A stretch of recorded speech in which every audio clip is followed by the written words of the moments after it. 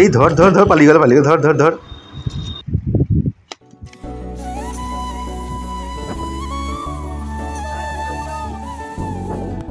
চুপির চর, পূর্বস্থলী, পূর্ব বর্ধমান, যা শীতকালে পরিযায়ী পাখিদের স্বর্গরাজ্য বলা চলে। আপনারা শীতকালে হয়তো অনেকে এখানে এসেছেন, আর আমি এসেছি একদম অফ সিজনে। পরিযায়ী পাখি যে দেখতে পাবো না সে তো ঠিক কথাই, তবে এখন আসলে আপনারা কি দেখতে পাবেন সেটাই হচ্ছে আসল রহস্য। তাই সেই রহস্যকে জানতেই আজ আমার চুপির চর্চা আসা। তাহলে শুরু করি গল্পটা।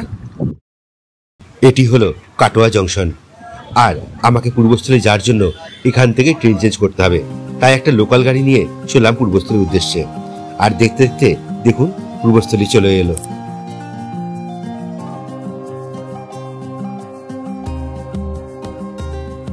স্টেশন পূর্বস্থলী, আর আমাকে এখান থেকে 1 নম্বর প্ল্যাটফর্ম দিয়ে বাইরে বেরোতে হবে।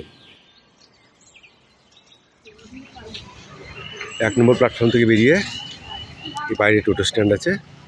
স্টেশন থেকে চুপির চরের ভাড়া মাথা পিছু 20 টাকা, কিন্তু আমি কাষ্টশালী ডাকঘর হিসাবে নামবো, তাই আমার ভাড়া 15 টাকা। বৃষ্টিও পড়া শুরু হয়েছে, আর এই যে এই রাস্তা দিয়ে এখন আমি যাব চুপির চর। সামনে পড়ে আরও 2টো রাজবাড়ি। চলুন যাই তাহলে।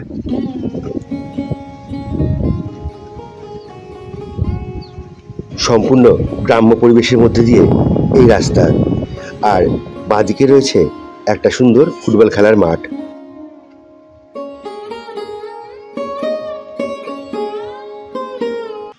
বেশ অনেকটা রাস্তা কিন্তু হাঁটাপথটা। রাজবাড়ি ওখান থেকে নামিয়ে দিয়েছে, তারপর কিন্তু এখনো যেতে হবে অনেকটা। হনুমান লাফাচ্ছে রে। এই যেখানে বোর্ড দেওয়া আছে, চুপির চরে শীতকালে হাজার হাজার পরিযায়ী পাখি আসে। পরিযায়ী পাখি পরিবেশকে সুস্থ রাখে।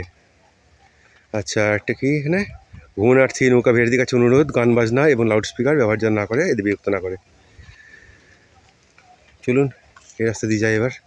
গেস্ট হাউস থাকার জন্য বুকিং নাম্বার দিয়ে দেওয়া হয়েছে এখানে।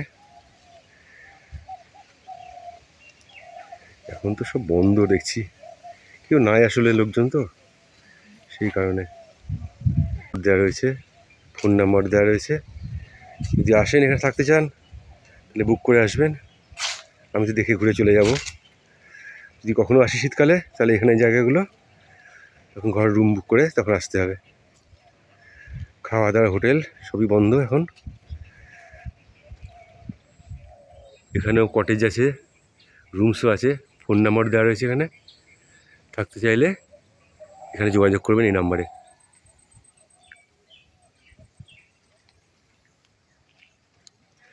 এই যে এটা হচ্ছে লেক সাইড কটেজ ভিলা, এবং ফোন নাম্বার দেওয়া রয়েছে এখানে।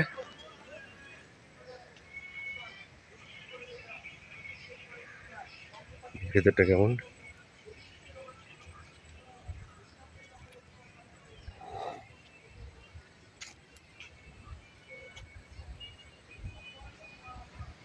দারুণ জায়গা। এই যে এগুলো সব কটেজ, এসি লাগানো আছে, এসি কটেজও আছে। কখন কেমন ভাড়া আমি তো বলতে পারছি না, তবে এখন তো অফ সিজন, এইসব পাখি আসে না যেহেতু।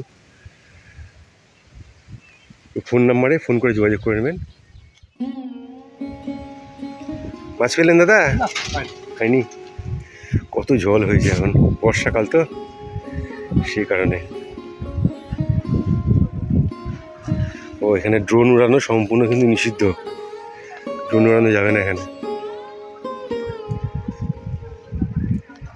একটা হয়নি মাছ? কি মাছ পাওয়া যায় এখানে? রুই কাতলা? ও, এই সময় নৌকা ভাড়া পাওয়া যাবে?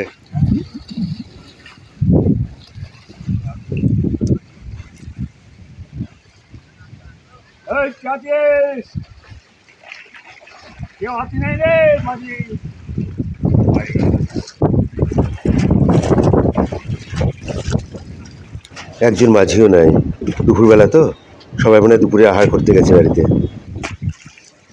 আর জলের কি স্রোত দেখুন এখন, আর তেমনি হাওয়া দিচ্ছে আজকে, তাই স্রোতটা আরও বেশি।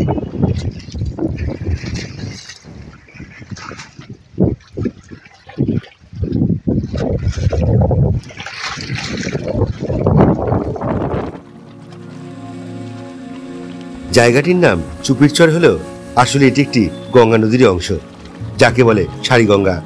এবছর রেকর্ড পরিমাণ বৃষ্টি ও বন্যার কারণে সব জায়গায় জল বেড়েছে, তাই এখানেও জলের পরিমাণ অনেক বেশি। আমি এখন অবধি একটা দুটো বক, কিছু কাক আর পথে আস্তে আস্তে একটা হনুমান ছাড়া আর কিছুই চোখে পড়েনি। তবে এখানে স্থানীয় মানুষদের মাছ ধরার দৃশ্য দেখতে পেলাম। কত মানুষ মাছ ধরছে। আর যেহেতু এখানে শীতকাল ছাড়া পর্যটক আসে না, তাই বছরের বাকি দিনগুলি সবকিছু প্রায় বন্ধ থাকে।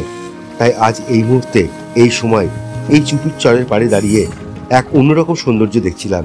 জলের ঢেউ, জলের আওয়াজ, নৌকাগুলোর দুলনি আর চুপির ওপর বয়ে চলা জোর হাওয়া, আর তার সঙ্গে স্থানীয় মানুষদের মাছ ধরা। আমার কাছে যদি একটা ছিপ থাকতো তাহলে আমিও হয়তো বসে পড়তাম মাছ ধরতে, কোনো পাড়ে বা নৌকার ওপর বসে।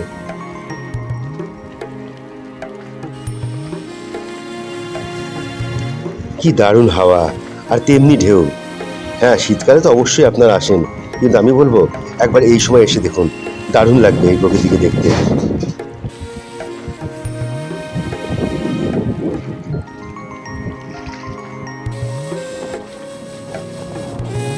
এই দাদাকে জিজ্ঞাসা করলাম।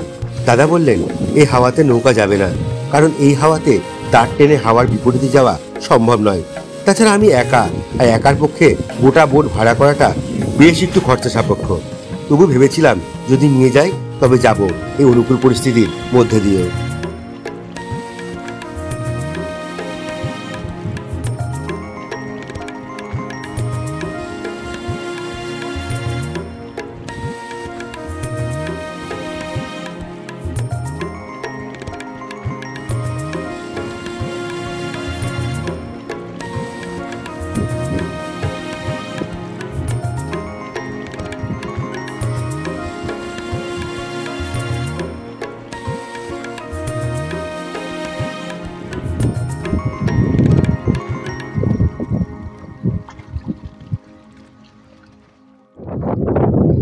চলুন এবার মাছ ধরাটা দেখি। ওখানে বেশ ভালো ভালো মাছ উঠছে এবং বড় বড় সাইজের রুই, সব রুই, কাতলা না, শুধু রুই মাছই বেশি উঠছে ওখানে। আর এই জাল দিয়ে ধরছে ছোট মাছগুলো। এই দাদা 700 গ্রাম ওজনের 3টে রুই পেয়েছে এখন পর্যন্ত, এবং আশায় আছে আরও পাবে, নিশ্চয়ই হবে। আর হয়েছে নাকি দাদার? ও হয়নি? ও হবে হবে, দেখুন দেখুন, চেষ্টা করুন, ঠিক হবে। আর 3টে করে টোপ, দুটোতে থাকছে কেঁচো দিয়ে, আর বাকি 2-4টেতে থাকছে আটা দিয়ে। মানে সব রকম টোপে ব্যবহার হচ্ছে এক একটাতে।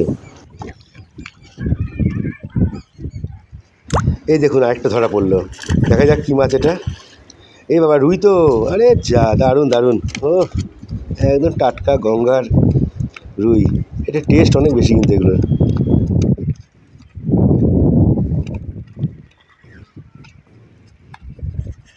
ওই যে ঝোলায় আরও 3টে আছে কিন্তু মাছ, ওগুলো রুই মাছ, সব একই ধরনের সাইজের।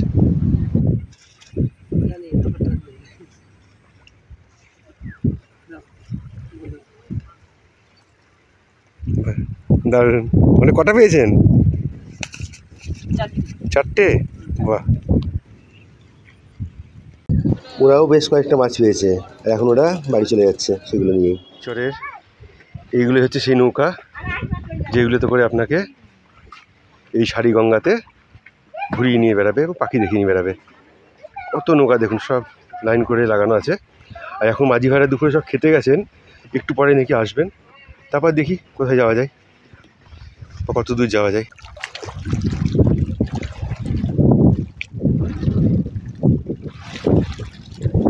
এখন এই মুহূর্তে মনের মধ্যে একটা কথাই ঘুরপাক খাচ্ছে। বছরে 3টে মাস তো এখানে পর্যটকরা আসে, আর বাকি 9 মাস পর্যটক শূন্য।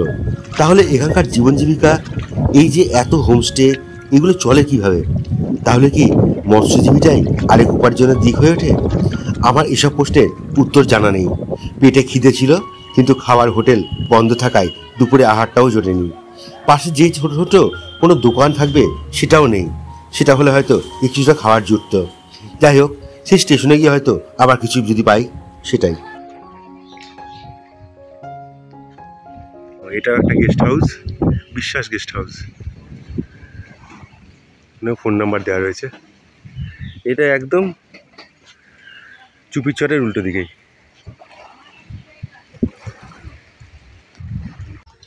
এই চুপিচর আর চুপিচরের পাশেই এই আমবাগান।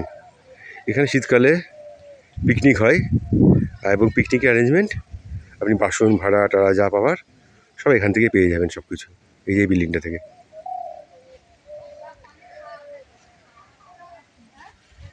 চলে এলাম আবার পূর্বস্থলী স্টেশনে।